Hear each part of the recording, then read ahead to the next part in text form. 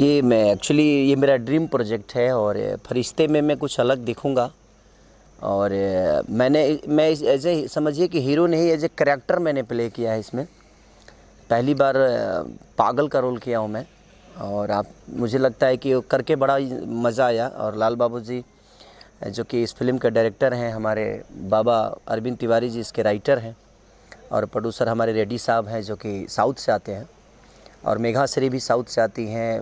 मैंने इसमें जितने भी कैरेक्टर हैं, श्रद्धा जी से लेकर अमित शुक्ला जी से लेकर हमारे म्यूजिक डायरेक्टर कृष्णा बेदर्दी जी, मैंने सबने अपना 110% इसमें काम किया है। और एक अलग मूवी बनी है ये। मुझे लगता है कि जब आप थिएटर जाएंगे तो कोई भी आदमी जाएगा तो वो निराश होकर नहीं आएगा, क्योंकि इसका एक अलग लेवल है और इसमें आपको एक अलग एक्ट देखने को मिलेगा कि रेगुलर सिनेमा नहीं है ये।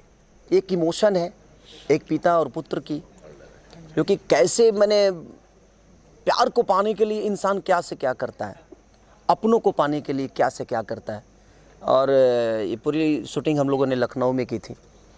तो जितने भी इस टीम से जुड़े हुए, चाहे वो कैमरामैन हमारे प्रिंस जी हों या विजय दास जी जो कि हमारे मुझे प्रोडक्शन कंट्रोलर थे, और जितने लोगों ने इसमें काम किया, इनकेस की जिस लोकेशन पे हम लोगों ने काम किया था, हमारे मामा जी, हम एक रिश्ता हो गया, मनोज यादव जी, जिन्होंने बहुत कोऑपरेशन हम पूरे टीम को मिला। जो लग ही नहीं रहा था कि हम लोग किसी शूटिंग प्लेस पे हैं, और सब पूरा फैमिली हम लोगों से इन्वॉल्वमेंट, एक घर परिवार वाला माहौल क्रिएट करके, और बड़ा मज़ा आया। और हमारा आशा नहीं विश्वास है कि, और मैं सबसे अपील यही करना चाहता हूं कि जब भी हम कोई बेहतर चीज़ें करें तो आप लोग प्लीज़ उसको प्यार और आशीर्वाद इतना दीजिए ताकि ऐसा काम हमें करने का फिर से मौका मिले और हम फिर से दोहराएं ऐसी चीज़ों को। जैसा मैं पोस्टर में देख रहा हूँ सर, ये जीवित हो जा रहा है, एकदम भिखारी का रोल, ऐसा लग रहा है कि सचमुच का कोई भिखारी है। ये किरदार करने के लिए क्या आपने किसी भिखारी का गाइडलाइंस लिया था? कोई भिखारी जैसा होते हैं, भीख मांगते हैं, आप ये भिखारी नहीं है, ये पागल है। ये पागल जैसा दिखा मैं। हाँ, क्या खास तैयारी किया था इस सीन के लिए आपने, इस रोल के लिए? देखिए, हमारे लिए हर दिन एक चैलेंज ही होता है। मैं किसी चीज़ के लिए अगर तैयार नहीं करूँ तो शायद मैं चीज़ें नहीं कर पाऊँगा, क्योंकि किसी भी चीज़ के लिए एक मूवी जो होती है एक परिवार होता है, और एक परिवार को संभालने के लिए और परिवार को लीड करने के लिए बहुत मेहनत करनी पड़ती है। और अब एक नॉर्मल आदमी पागल का एक्ट करना इतना टॉप था मेरे लिए कि शायद मैं किसी भी रोल को बहुत हल्के में नहीं लेता। वो मेरे लिए इजीली नहीं होता है कोई भी चीज़, क्योंकि मैं कोशिश करता हूँ कि एक पागल का रिएक्ट करना जो कि मुझे सब कुछ समझ में आ रहा है और मुझे नहीं समझना है, तो वो बहुत टॉप जॉब था मेरे लिए। कि उतने देर तक मुझे लगा कि मैं ऐसे मैं घर पे भी आया था तो मैं 10 दिन तक ऐसे ही कर रहा था।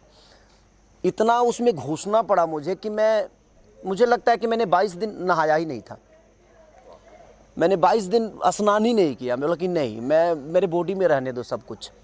और मैं इसी में सो जाता था, इसी ड्रेस में भी सो जाता था। कभी कभी ऐसा लगता था, तो अब बिस्तर भी गंदे हो जाते थे, उसके बावजूद भी मुझे लगता कि नहीं, मैं अगर रहूँगा तो इसी में रहूँगा। और वो 12 से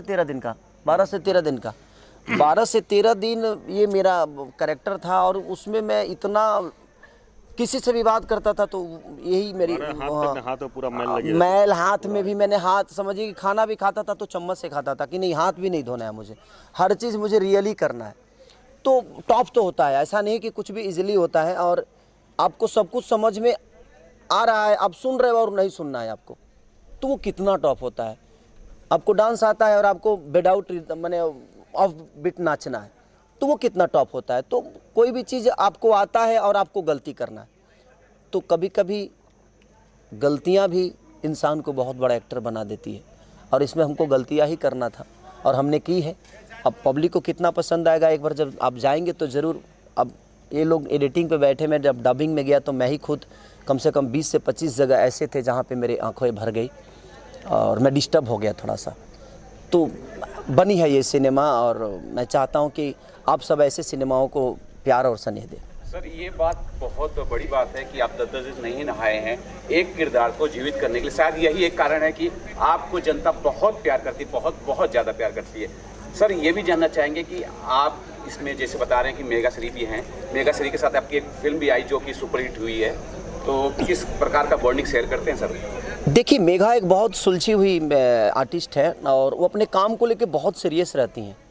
जब भी वो सेट पे उनको अगर 7 बजे, वो खेसारी 2 है कि अगर उसको 7 बजे आना है तो उस लड़की को आपको बोलना नहीं है, वो 7 बजे विथ मेकअप रेडी होके और अपने, क्योंकि हमारे भाषा से नहीं है तो थोड़ा लैंग्वेज उनको प्रॉब्लम होता है, तो वो सीन मांग लेती हैं और वो कब याद कर लेती है पता ही नहीं। हाँ, फिर अगर सीन से हट के कुछ डायलेक्ट चेंज करेंगे तो उसको प्रॉब्लम होता है। और हम लोग को काफ़ी चीज़ें ऐसी होती है कि सीन से हट के और अचानक से कुछ डायलेक्ट दिमाग में आता है तो उनको फिर आदमी प्राउंटिंग देता है कि नहीं आप ऐसे, इसको थोड़ा सा चेंज है, तो थोड़ा सा उनको प्रॉब्लम होता है। लेकिन बहुत सिंसियर एक्टर है वो, और वो बड़ी मेहनती हैं और गुड नेचर।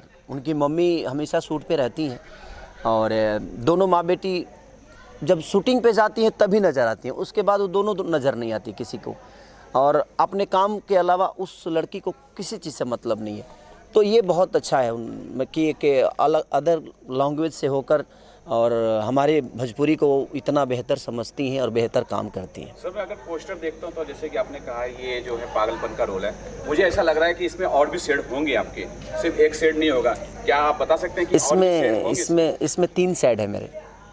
इसमें आपको 3 खेसारी नज़र आएगा और तीनों में डिफरेंट हर चीज़ मैंने कोशिश की है, क्योंकि मेहनत तो बहुत होता है। क्योंकि एक रोल को प्ले करने के लिए खेसारी अलग है, लेकिन खेसारी को खेसारी बन के वहाँ प्ले नहीं करना है। कितने में मैं खेसारी बनूंगा?